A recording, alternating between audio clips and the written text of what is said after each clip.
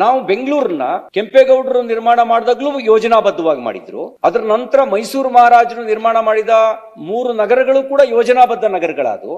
ಆಮೇಲೆ ನಾವು ಆ ಯೋಜನಾಬದ್ಧ ನಗರವನ್ನು ಯಾವ ಸ್ಥಿತಿಗೆ ತಗೊಂಡೋಗಿ ಇಟ್ಕೊಂಡಿದೀವಿ? ಹಾಗಿದ್ರೆ ನಮ್ಮ ಪ್ಲಾನ್ ನಲ್ಲಿ ಸಮಸ್ಯೆ ಇತ್ತಾ, ಎಕ್ಸಿಕ್ಯೂಷನ್ ಅಲ್ಲಿ ಸಮಸ್ಯೆ ಇತ್ತಾ? ನನಗನ್ಸುತ್ತೆ ನೀವು ಎಷ್ಟೇ ಪ್ಲಾನ್ ಮಾಡಿ ಅಲ್ಲಿ ಭ್ರಷ್ಟ ವ್ಯವಸ್ಥೆ ಕೈಗೆ ಆ ಪ್ಲಾನ್ ಕೊಟ್ರೆ ಅಲ್ಲಿ ನಾನೆಷ್ಟು ಲೂಟಿ ಹೊಡೆಯೋದು ಅಂತ ನೋಡ್ತಾರೆ. ಈಗ BDA ಇದೆಯಪ್ಪ, BMRD ಇದೆ, ಬೈಯಪ್ಪ ಇದೆ, ಇನ್ನೊಂದೆಂತದ್ದು ಇದೆಯಲ್ಲ, BEDA, BMRD, BMICP.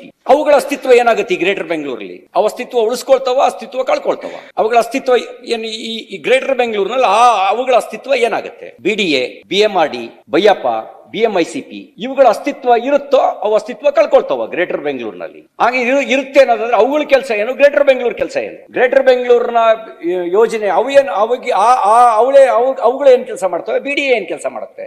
ಅದಕ್ಕೆ ಇವುಗಳನ್ನು ಸ್ವಲ್ಪ ಸ್ಪಷ್ಟಪಡಿಸಬೇಕು ಅನ್ನೋದು ನನ್ನ ವಿನಂತಿ ಇದೆ. ಇನ್ನೊಂದು, ನೀವು ಸೆಕ್ಷನ್ 13 ನಲ್ಲಿ ಕ್ಲಾಸ್ ಎ ನಲ್ಲಿ ಕಾರ್ಯಕಾರಿ ಸಮಿತಿ ರಚನೆ, ಅದನ್ನ ಮಾನ್ಯ ಮುಖ್ಯಮಂತ್ರಿಗಳು ಕಾರ್ಯಕಾರಿ ಸಮಿತಿ ರಚನೆ ಮಾಡ್ತಾರೆ. ಬೆಂಗಳೂರಿನ ಉಸ್ತುವಾರಿ ಸಚಿವರು ಅಥವಾ ಮುಖ್ಯಮಂತ್ರಿಗಳು ನೇಮಕ ಮಾಡಬಹುದಾಗಿರ್ತಕ್ಕಂಥ ಯಾವುದೇ ಸಚಿವ ಅಂತ ಹೇಳಿದ್ದಾರೆ ಅಂತ ನೀವು ಇದರಲ್ಲಿ ತಂದಿದ್ದೀರಿ. ಈಗ ನೀವು ಬೆಂಗಳೂರಿನ ಉಸ್ತುವಾರಿ ಸಚಿವರಿದ್ದೀರಿ, ಈಗ ನಿಮಗೆ ಪರ್ಯಾಯವಾಗಿ ಇನ್ಯಾವುದೋ ಒಬ್ಬರು ಸಚಿವರನ್ನ ಕಾರ್ಯಕಾರಿ ಸಮಿತಿ ಅಂತ ನೇಮಕ ಮಾಡಿದ್ರಿ ಅಂತ ಇಟ್ಕೊಳ್ಳಿ. ಈ ಶೀತಲ ಸಮರ ವಿಸ್ತರಣೆ ಆಗುತ್ತೋ ಇಲ್ವೋ? ಈಗ ಶೀತಲ ಸಮರ ಮೇಲಕ್ಕಿರೋದು, ಅದು ಕೆಳಗಡೆವರೆಗೂ ವಿಸ್ತರಣೆ ಆಗುತ್ತೆ. ಅವಾಗಿನ ಗತಿ ಏನು? ನಿಮ್ಮ ಮಾತು ಕೇಳಬೇಕು ಅಧಿಕಾರಿಗಳು, ಉಸ್ತುವಾರಿ ಸಚಿವರ ಮಾತು ಕೇಳಬೇಕು, ಆ ಕಾರ್ಯಕಾರಿ ಸಮಿತಿ ಅಧ್ಯಕ್ಷರ ಮಾತು ಕೇಳಬೇಕಾ? ಯಾರ ಮಾತು ಕೇಳಬೇಕು ಅವರು? ಅವಾಗ ಆ ಕ್ಲಾಸ್ ಒಳಗೆ ಗಂಡ ಹೆಂಡರ ಜಗಳದಲ್ಲಿ ಕೂಸು ಬಡವಾಯ್ತು ಅನ್ನಂಗೆ ಅವಾಗ ನಿಮ್ಮಿಬ್ರು ಮಾತು ಕೇಳದೇ ಇರುವಂತ ಸ್ಥಿತಿಗೆ ಬಂದ್ಬಿಡ್ಬೋದಲ್ವಾ? ಹಾಗಿದ್ರೆ ಅದ್ರ ಅವಶ್ಯಕತೆ ಇದೆಯಾ? ನೀವೀಗ ಅಲ್ಲೇನಂದ್ರೆ ನೀವು ಹೇಳಿದಿರಿ ಬೆಂಗಳೂರು ಉಸ್ತುವಾರಿ ಸಚಿವ ಅಥವಾ ಮುಖ್ಯಮಂತ್ರಿಗಳು ನೇಮಕ ಮಾಡಬಹುದಾಗಿರುವ ಯಾವುದೇ ಸಚಿವರು ಅಂತ ಹೇಳಿದಿರಿ. ಹಾಗಾಗಿ ಇದು ಎಷ್ಟು ಮಟ್ಟಿಗೆ ಸರಿ? ಮತ್ತೆ ಈ ವಿಧಾಯಕದಲ್ಲಿ ನೀವು ಎಕ್ಸಿಕ್ಯೂಟಿವ್ ಕಮಿಟಿಗೆ ಪರಮಾಧಿಕಾರ ಕೊಟ್ಟಿದ್ದೀರಿ. ನಾನು ಸರ್ವಾಧಿಕಾರನ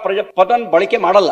ನೀವು ಯಾಕೆಂದ್ರೆ ಪ್ರಜಾಪ್ರಭುತ್ವದಲ್ಲಿ ಸರ್ವಾಧಿಕಾರಿಗಳು ಉಳಿಯಕ್ ಸಾಧ್ಯ ಇಲ್ಲ. ಅಕಸ್ಮಾತ್ ಸರ್ವಾಧಿಕಾರಿ ಆಗೋಕ್ ಹೊರಟ್ರು ಕೂಡ ಅದನ್ನ ನಮ್ಮ ಭಾರತ ಅಕ್ಸೆಪ್ಟ್ ಮಾಡ್ಕೊಳ್ಳಲ್ಲ, ಅದು ತೋರಿಸ್ಬಿಟ್ಟಿದೆ. ಹಾಗಾಗಿ ನೀವು ಇಲ್ಲಿ ಇದರಲ್ಲಿ ಪರಮಾಧಿಕಾರ ಕೊಟ್ಟಿದ್ದೀರಿ. ಆಮೇಲೆ ಈ KTCP ಆ ಕಾಯ್ದೆ ನಿಯಮಾವಳಿಗಳನ್ನು ಪಾಲಿಸೋದಕ್ಕೆ ಸೂಕ್ತ ಮಾರ್ಗದರ್ಶನಗಳನ್ನ ರೂಪಿಸದೆ ಒಬ್ಬರಿಗೆ ಪರಮಾಧಿಕಾರ ಕೊಡೋದು ಎಷ್ಟು ಮಟ್ಟಿಗೆ ಸರಿ? ಈಗ ನೀವು 5ರಿಂದ 7 ಅಥವಾ ಇಷ್ಟು ಅಂತ ಏನಾಗಿಲ್ಲ, ಮಹಾನಗರ ಪಾಲಿಕೆಗಳನ್ನ ಮಾಡ್ತೀವಿ ಅಂತ ಹೇಳಿದಿರಿ. ಗಡಿ ಗುರ್ತಿಸೋದು ಕೂಡ ಗೊಂದಲಕ್ಕೆ ಕಾರಣ ಆಗುತ್ತೆ. ಈಗ ಮಹಾನಗರ ಪಾಲಿಕೆನಲ್ಲಿ ಯಾವುದೋ ಒಂದು ಸ್ಕೀಮ್ ತರ್ತಾರೆ, ಒಂದು ಪಾಲಿಸಿ ತರ್ತಾರೆ, ಇನ್ನೊಂದು ಮಹಾನಗರ ಪಾಲಿಕೆ ಅದನ್ನ ತರಲ್ಲ.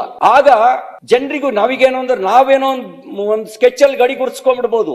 ಆದ್ರೆ ಜನ ಇಡೀ ಬೆಂಗಳೂರು ಒಂದು ಅಂತ ಅನ್ಕೊಂಡಿದ್ದಾರೆ. ಅವರಲ್ಲಿ ಗೊಂದಲ ಆಗುತ್ತೆ. ಯಾವುದೋ ಒಂದು ಯೋಜನೆ ತರ್ತಾರಪ್ಪ ಒಂದು ಪಾಲಿಕೆಯವರು, ಇನ್ನೊಂದು ಪಾಲಿಕೆಯವರು ತರಲ್ಲ. ಅವಾಗ ಅದು ಗೊಂದಲಕ್ಕೆ ಕಾರಣ ಆಗುತ್ತೆ. ಹಂಗೆ ನನಗನ್ಸುತ್ತೆ ನೀವು ಈ ಸಮಗ್ರ ಚಿಂತನೆಯೊಂದಿಗೆ ಇದನ್ನ ಮಾಡಿದ್ರೆ, ಏನ್ ಸಮಗ್ರ ಚಿಂತನೆ ಅನ್ನೋದನ್ನ ಎಕ್ಸ್ಪ್ಲೈನ್ ಮಾಡಿ.